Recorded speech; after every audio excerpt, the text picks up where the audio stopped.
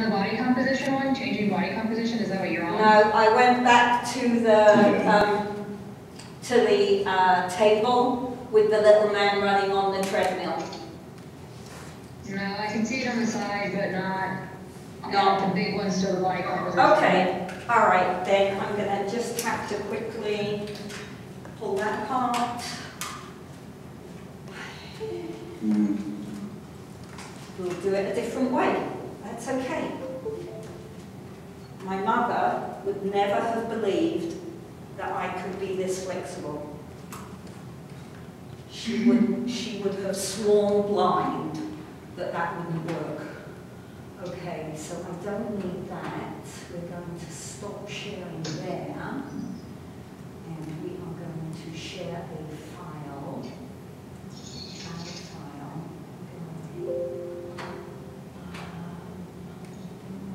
212, 313.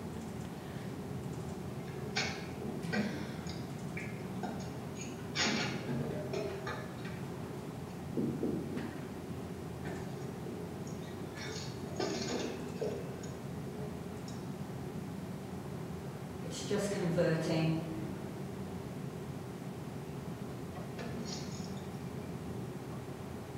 So strange, it worked fine like that first week. Okay, here we go, share now.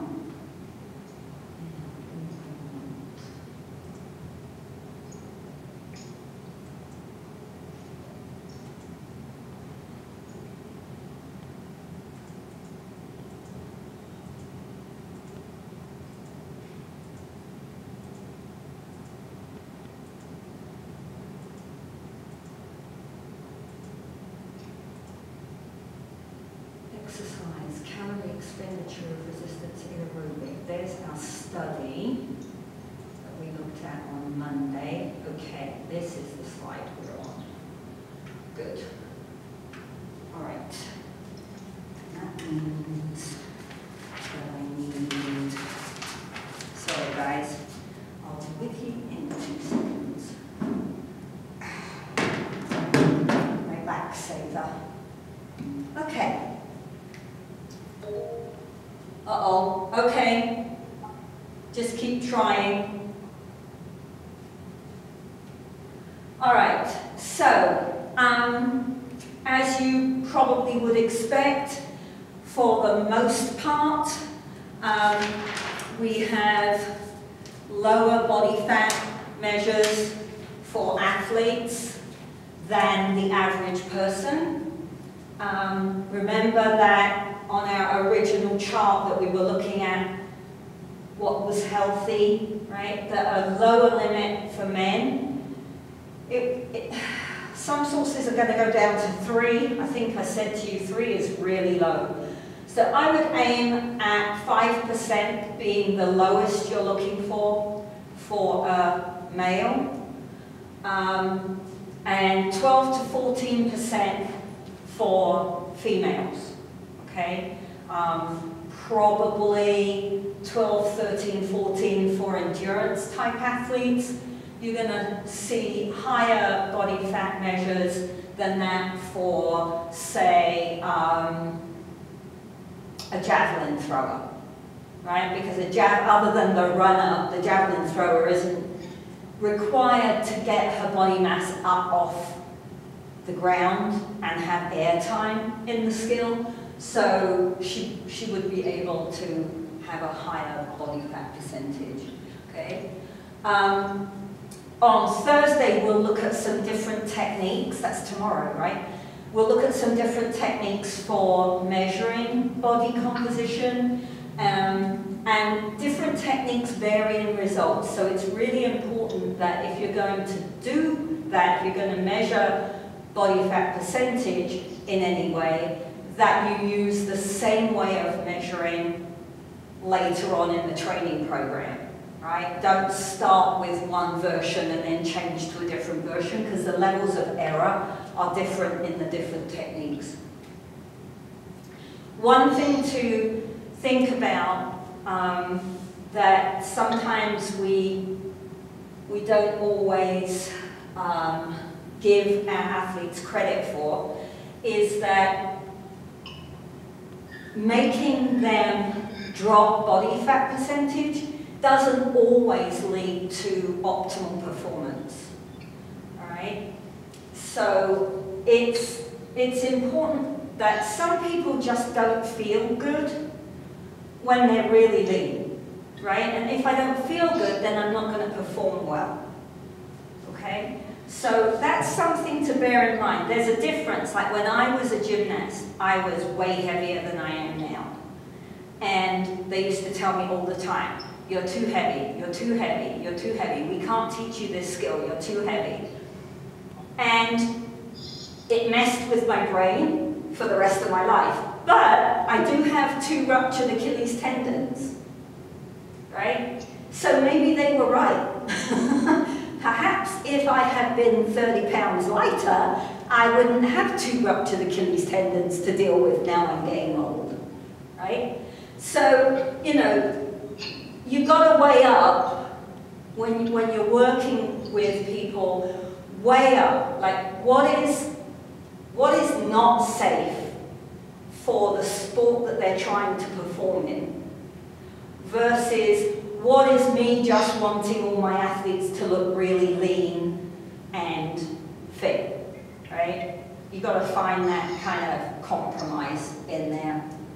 And also think about the fact that depending on the sport you're working with, not all your athletes need to have the same types of body composition, right? If I'm a football coach, then my quarterback doesn't have the same body composition that my linebacker has, right? In this particular example that I've got the photo of here, in sports acrobatics, the top half of the partnership can't be the same size and the same body mass composition as the bottom half of the partnership, right? So I want you to look at table 12.5, and that is on page 365.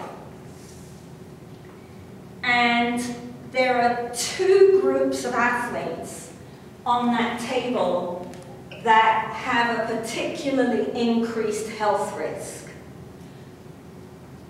So have a look and tell me what you think.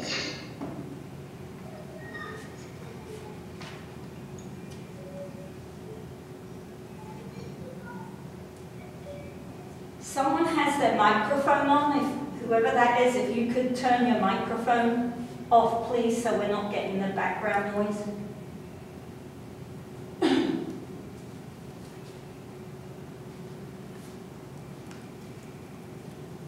Okay, so who is at risk because their body fat percentage is on the high side for an athlete?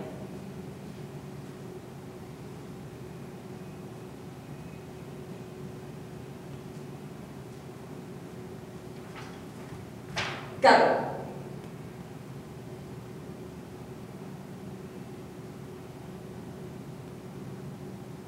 Come on, guys.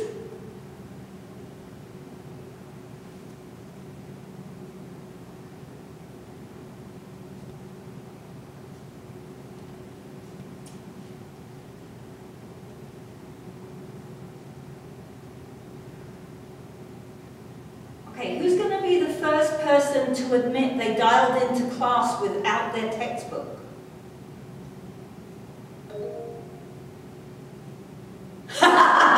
Well done, Ryan.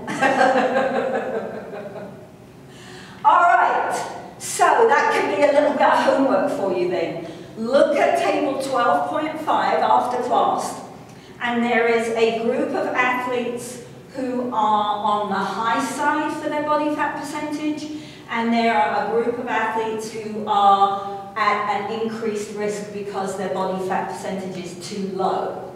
All right? So have a look at that, and you'll be able to tell. And it's interesting to look at the table anyway, because it covers a range of different athletes. Okay? All right. Remember that ultimately body composition is just one factor towards a great performance, right?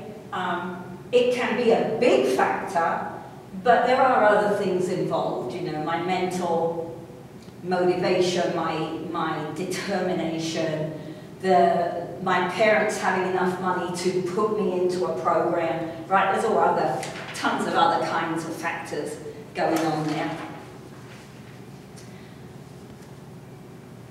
All right, one of the things, considering that we're looking at, we were looking at diet, at nutritional intake, and looking at body composition and either maintaining or losing or gaining body tissues, right? One of the things that happens with a lot of people who exercise, particularly an athlete who's exercising hard and on a regular basis, is that there are some impacts on their appetite, all right? So for most people, if I exercise for quite a long time, quite hard, then the immediate effect is that I get a decrease in appetite, especially if it's very hot.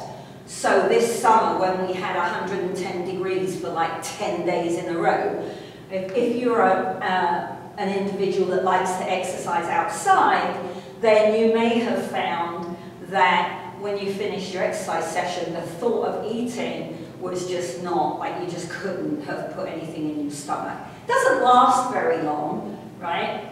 Typically not more than an hour or so, if that, okay?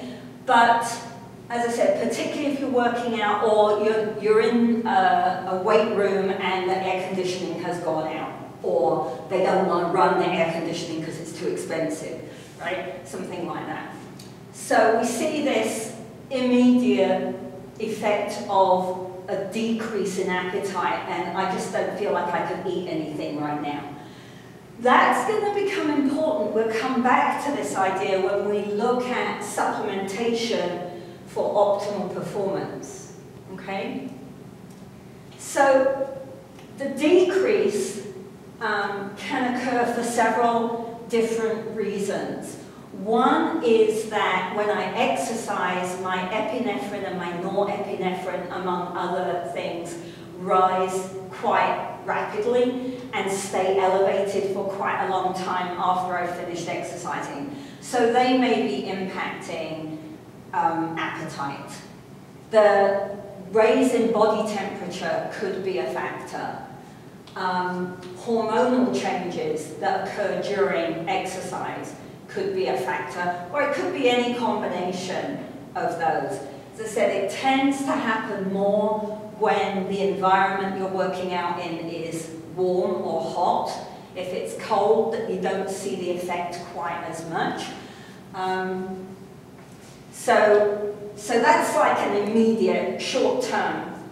In the long term, what happens if your athletes are working out really hard is that you see an overall increase in their appetite, right? They're starving all the time. And that's because they're using so many calories, right? Go back to our seesaw idea. They're using so many calories in their training that their seesaw is really skewed, and we need to put more calories in to balance it out, all right? I didn't get that so much with my gymnastics. When I started bodybuilding, oh my gosh. Oh my gosh. I would wake up in the night with a hole the size of Australia in my stomach. I was so hungry, right? So it's really quite dramatic if you're doing certain types of activities. Okay? All right.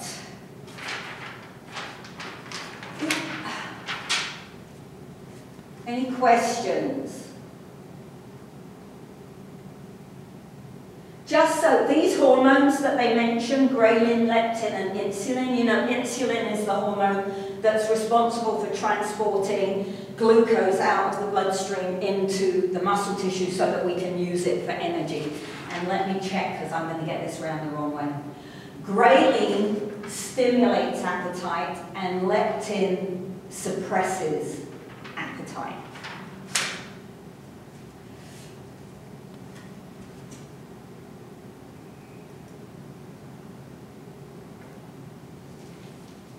All right, so we'll make the assumption that the athlete, the school child, the person that's come to you for a training program wants to lose body mass. And as I said, typically in the normal population, people are going to say, oh, well, I want to lose weight, right? And we have to educate people that that isn't what they mean. What they mean is, I want to lose fat mass, because we don't want to lose fat-free mass. We don't want to lose muscle mass. We certainly don't want to lose bone mass, all right? In most circumstances, okay? And the other goal is that once we've lost the fat mass, we want to keep it off. We want to maintain the new body composition that we work so hard to achieve, all right?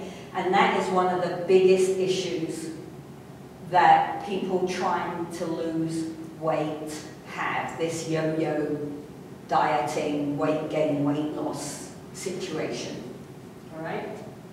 So, the rule is that we have to lose the weight slowly. That never goes down well, right, when you tell someone that, because they've admitted to themselves they need to lose weight, they've summoned up all this courage to come and ask you for help, and they want to get it off as quick as they can, and your answer is, oh no, we're going to go really slow. And they're like, ugh. So it's important that you can explain why, right? It's very important to understand why 1 to 2 pounds is the right amount to aim for. All right? Remember that our deficit in the seesaw is more important than the specific numbers. Okay? So when we look at fat as a substance, a pound of fat has 3,500 calories. 3,500 for 1 pound of fat, right? So that's a bit mind-blowing when you think, oh gosh, I've got to lose 5 pounds of fat.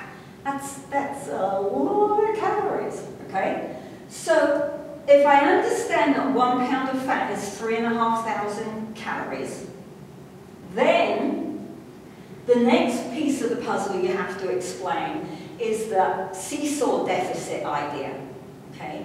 That means that between the calories coming in and the calories going out, I need a 500 calorie deficit to lose 1 pound a week, right? So the calories I'm burning has to be 500 calories more than the calories I'm eating per day, right? Per day, to lose 1 pound. If I want to lose 2 pounds, it has to be 1,000 calorie deficit. Well, 1,000 calorie deficit involves quite a lot of work on the part of the person who's wanting to lose this fat mass, right? So, people who are extremely overweight will lose more than 2 pounds a week quite quickly initially, but a lot of that is water weight and not fat. Right? But also, it's like anything else. The more I have, the bigger there is to fall, right? So the fatter I am, the easier it is initially to get going. Not always, but as a generalization, right? But remember that probably what they're losing is not fat mass. Okay? So, if I combine my nutritional intake with my physical activity. And this person may not want to do formal exercise, so you're going to have to be creative and come up with some other ideas, okay? then over time, if I keep this up 1 to 2 pounds per week, that means in a year, I lost 52 pounds, or 104, somewhere between 52 and 104 pounds in a year. That's a brilliant amount of weight to lose, right? And if I can lose that slowly over the whole year, it's going to stay off. And partly it's going to stay off because the reason you can maintain that weight loss is because you have changed your lifestyle. Right? I've changed a little bit the way I eat. And I've changed a little bit the physical activity that I do. Right? We don't have to do this massive, great, big, life-threatening change. We can, but not very many people will stick to it. Right? Also remember that we have high and low responders to the same kind of nutritional intake. So I may have the calories balanced for 2 different people, and one person loses 2 pounds and the other person doesn't lose anything one week. And that's just irritating as all get out, but it's just nature, right? We have high and low responders. Remember that with your athletes as well, right? Don't tell the athlete that didn't respond the way you were expecting that means they didn't follow your program, because it might be true, but it might not be true, right? So the next couple of bullet points I grayed out, and I'm going to temper what I'm about to say with the fact that I'm not an exercise physiologist per se, right? That isn't my area of research. It's not my specialty. It's a passion, but it's not a specialty. In my opinion, the 150 to 400 kilocalories a day expended in physical activity is going to depend on who you're working with. If it's an athlete who is an endurance athlete, they're going to spend more than 400 kilocalories training a day, right? And a weight loss diet should supply between 1,200 and 1,600 kilocalories a day. To who? Right? Remember, it's not the number that's the key. It's the deficit that is the key. If I'm a great big football player and you only feed me 1,600 kilocalories a day, I'm not going to get out of bed. I'm going to be so hungry. Right? So I just take the numbers with a pinch of salt. It depends who you're working with. Right? The much more important thing is the 1 to 2 pounds based on a 500 or 1,000 deficit. Right? So one of the things people are going to say is, well then how much weight do I need to lose to meet my fat loss goal? Because I can't measure my fat loss at home. And actually people can now because of bioimpedance scales, but we'll talk more about that tomorrow. If you go to the same page as the table is on, at the top of the page is a box that gives you a calculation that will roughly estimate what your new weight will be if all you lose is fat mass, not muscle mass or bone mass. And at the end of the lecture, if we have time, I have a different version of that calculation that I can give you if we have time. But the idea is that, you know, this is what I weigh now, this is how fat I am now, this is how fat I want to be, and therefore this is what I will weigh at that fat percentage without losing muscle mass. So the key here is you have to have physical activity exercise program, so that what you're losing, go back to that study that we looked at on Monday, what we're losing is fat mass, not anything else, right? Questions?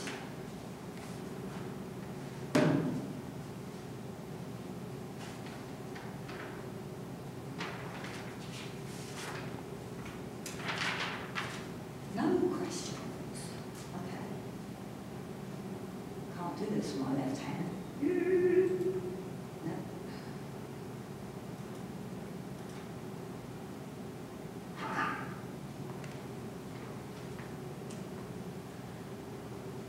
So certain sports are more likely to indicate really bad behaviors and habits based on weight loss.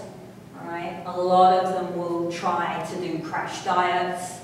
So anything where weight is a particular issue. So what kinds of sports would weight be an issue in?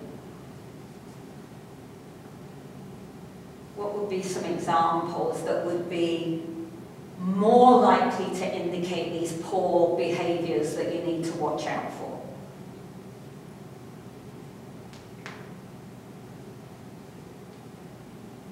Wrestling? Yes, wrestling's a big one. Big one. Yeah. What else?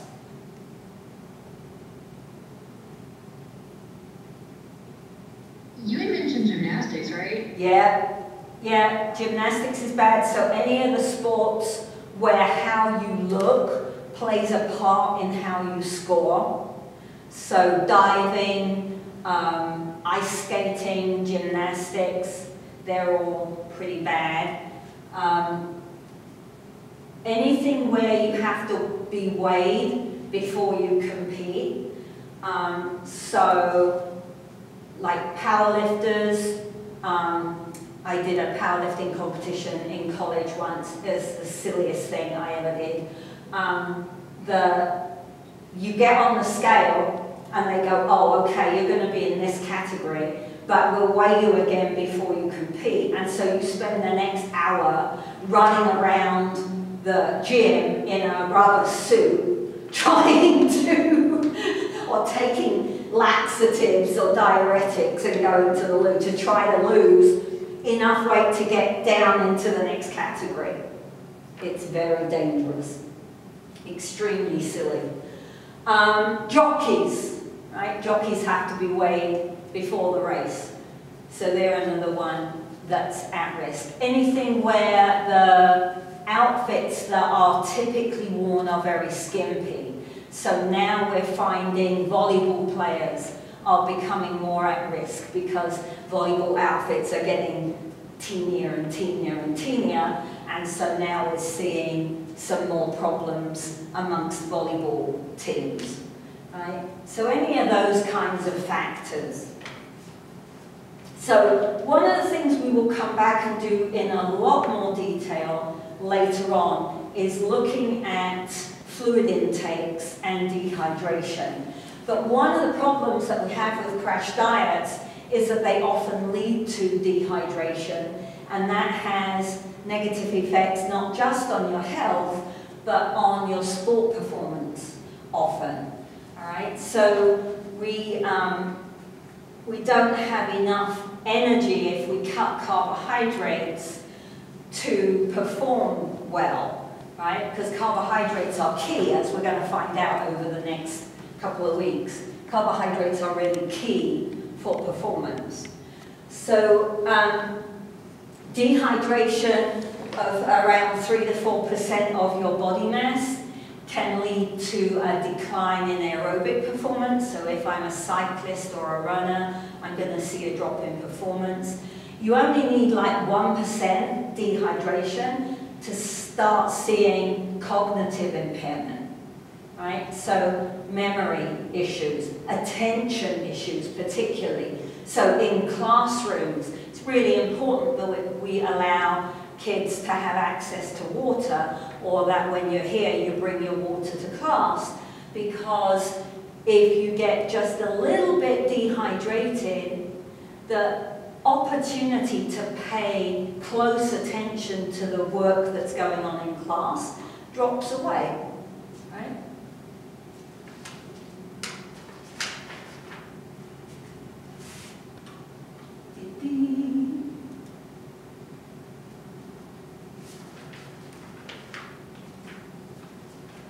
Okay, briefly I'm going to look at an issue that we see in female athletes. We may or may not do some more work on this later on. It's covered in a lot more detail in chapter 16. If we get there, and if that's one of the populations we pick, we'll look at it. Otherwise, you can go and have a look. But the female athlete triad is an umbrella term for 3 issues that tend to occur together, okay? And they impact each other, and so they termed the umbrella the female athlete triad. So the first one of the 3 is issues to do with the menstrual cycle. So either the menstrual cycle stops completely, which is called secondary amenorrhea, or it becomes very patchy, and it might not, it goes off its typical 4-ish week cycle, right? The second one is bone density disorders. The lower level disorder is osteopenia, the higher level is osteoporosis. And the third one is eating disorders. Okay? So all these 3 relate to body composition and diet, because what happens with the first one, right, with menstrual cycle irregularities, the menstrual cycle takes a huge amount of energy. And so if your body feels that your energy balance is out of whack, and there isn't enough energy coming in through nutrition to balance what you're doing, it will just stop doing things that aren't life-threatening, right? So it can't stop your heart beating and using energy. It can't stop your lungs and your respiratory system, but it can stop your menstrual cycle, because you're not going to die, right? And that's a massive saving in energy that the body can make, okay? The bone density disorders occur when calories coming in, particularly that are linked with calcium. So one of the things that often happens when female athletes decide to diet, they cut out milk, cheese, yogurt, ice cream, right? All the fattening dairy foods, okay? The problem with that is if they're not supplying calcium in other forms, like dark green leafy vegetables and salmon, for example, then again your body goes, there's a problem here. I'm not getting enough calcium, and you will see in a few weeks' time why calcium is so important, not just for bone health, right? We need calcium for muscle contraction. So your body goes, bone health, muscle contraction, bone health. You know what? Muscle contraction is way more important. I'm going to leach some calcium out of the bones to make sure there's enough available, right? And so then we develop bone density issues. The problem with bone density issues is when you quit athletics, it doesn't ever go back to what it should have been. When you quit, your menstrual cycle will come back, right? But once you've messed with that bone density, it never fully recovers. And then the eating disorder. So we have a specific group of eating disorders you may or may not have heard of, you may or may not have had experience with, family members, friends, hopefully not yourself. Anorexia nervosa and bulimia nervosa.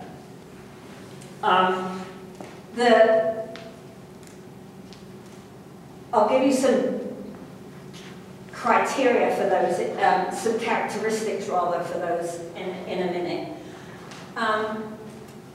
The American Psychological Association has very specific criteria for anorexia and bulimia. And so, for example, to be classified bulimic, you have to throw up at least 3 times a week, every week for at least 4 to 6 weeks.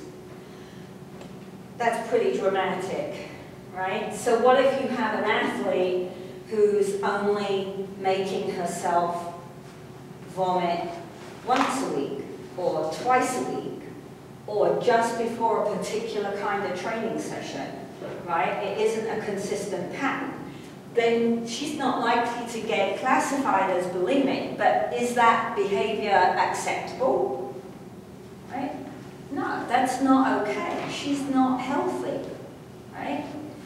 So we also have now what they call disordered eating, and you'll see that term quite a lot in the literature now. And disordered eating covers multitude of different eating patterns that are not normal, right?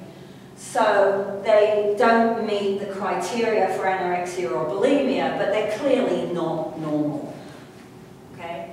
So, you know, someone like, when I was younger, I'm relatively over it, but when I was younger, I would not eat anything that I considered fattening in front of anybody else, right? Didn't mean I wasn't eating it, because I would go home and like open the fridge door and right? But in front of people, I wouldn't eat anything that I considered fattening, right? That's not healthy, that's not normal, that's psycho, right? I'm a little psycho, hey ho, what do you do? So, all of these problems interrelate, and they're going to result in a decrease in performance over time, and more importantly sometimes is the increase in risk of injury, right? Because I don't have enough energy to do the skill, the task that you're setting me now, and so I get hurt, okay? You have to remember that we are not nutritionists, we're not qualified as nutritionists.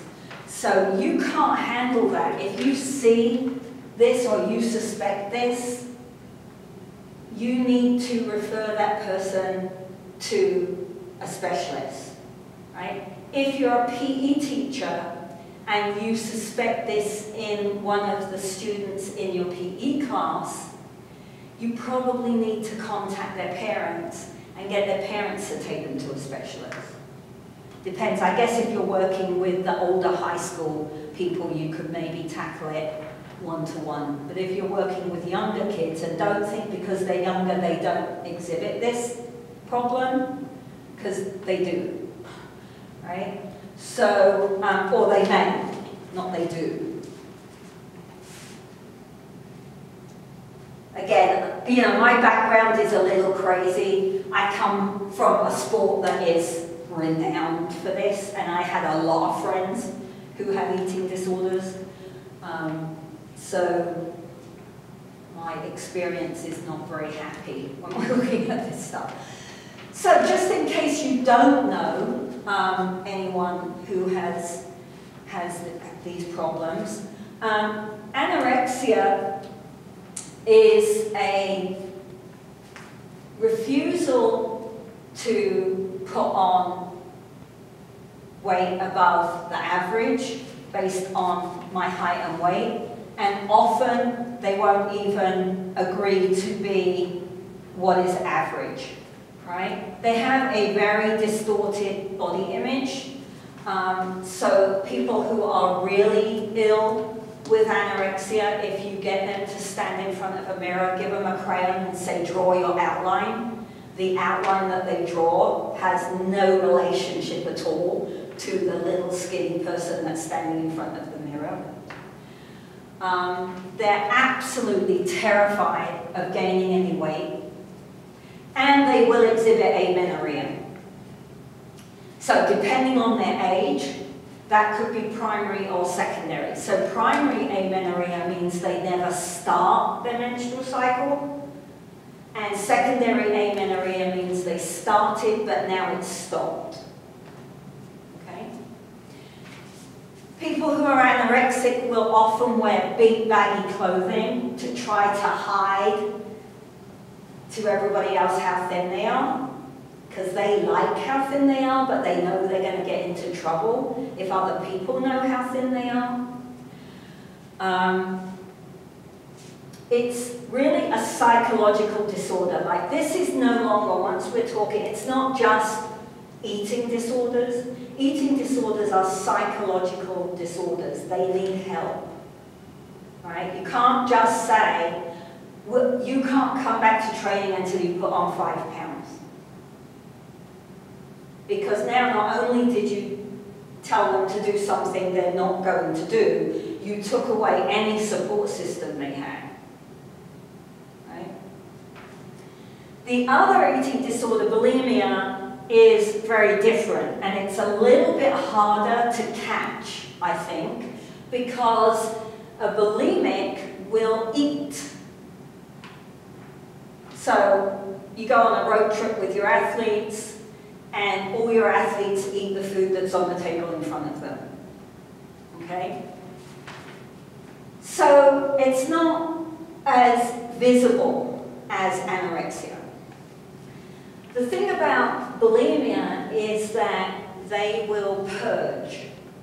So they'll eat something, and then they will purge that food. Purging behavior can take a couple of different forms. It's often induced vomiting, either by sticking their fingers down their throat or by drinking salt water. Or they will purge by abusing laxatives and giving themselves diarrhea. They also will often binge eat. They don't tend to binge eat in public. That's a private behavior, right? But they'll go to the fridge and they'll eat everything in the fridge, including a stick of butter, okay? And then they'll feel disgust with themselves and they'll go and stick their fingers down their throat and throw it all up, okay? The lack of control during the binge eating can actually be scary for them, right? They know they're doing it, they can't stop themselves, okay? So I said that bulimia was a little harder to pick up. Anorexia, you've got the obvious loss in weight, even if they're wearing baggy clothes, you can see it. Another one for anorexia, a friend of mine, when I was doing my A-levels, was anorexic. She would only eat carrots. And vitamin A is stored in fat, and so all her fingertips, all of the pads of her hands turned orange, with all the vitamin A being stored from these carrots. It was very peculiar. Bulimics, particularly if they're purging by sticking their fingers down their throat or drinking salt water, that continual vomiting and that acid coming up from their stomach rots their teeth and they get really bad breath. So you can sometimes pick up a bulimic because they're of bad breath. Or if you've got someone that always has to go to the toilet at the end of a meal, right? Maybe they're going to the toilet to throw up. Okay, we're really at the end, but I just have one more slide just to show you an example of how dreadful this can become and how careful we as teachers have to be with the language that we use, all right? This young lady in the top left here was a very, very good American gymnast. Her name was Christy Henrik. And in the late 80s, she was at the top of American gymnastics. Now, bear in mind that this is at a time when female American gymnasts were not gold medal winners, right? They didn't rule the roost in the gymnastics world. The Russians and the Romanians ruled the roost, all right? So she went to World Championships in 1989, and she placed 4th, just outside the medals, in the asymmetric bar final. So the asymmetric bar final is 6 gymnasts who scored the highest on bars in the all-around competition. So she was in the top 6 gymnasts in the world on this piece of apparatus, right? She was brilliant, brilliant gymnast. And her goal was to go to the Olympics in 1990. That was what she wanted more than anything else, was to compete at the Olympics. And they were at a training camp one time, and some silly individual told her, I think it was a judge, told her that she wouldn't be allowed to make the Olympic team because she was too fat. So she went on a diet. Of course, why wouldn't you, right? And she dieted and dieted and dieted, and it got out of control. And in 1994, just 5 years after her amazing World Championship performance, she died of anorexia nervosa. She was 4'11", she's teeny tiny. She was only 95 pounds when she came 4th in the world, and that was fat, right? And she was only 47 pounds when she died. 47 pounds. She's not the only one. It's not just athletes. You see these stories with actresses, with singers, with anyone who has to perform and look good. And we're seeing more and more of it in the male population, although typically, historically, it has been a female issue. It isn't only a female issue anymore, all right? And if any good could have come out of this, you could say, well, certainly the American Gymnastics Association had a complete turnaround on coach and judge training programs. They started to include nutritional information in those training programs so that the people that were in charge of these little girls knew what the hell they were talking about, right? They put some rules in place about, you know, we're not looking for a particular body type anymore, blah, blah, blah, blah, right? So it's an awful story. Maybe it saved someone else. I don't know. But be very, very careful with the words that come out of your mouth when you are working with anyone, because the influence you have will be huge. Okay? I'll shut up now. I'm late. I overran. Sorry. I will see you in the morning. I'm not exactly sure what we're going to do yet. I'm going to hunt for some videos and things this afternoon and see what I can find.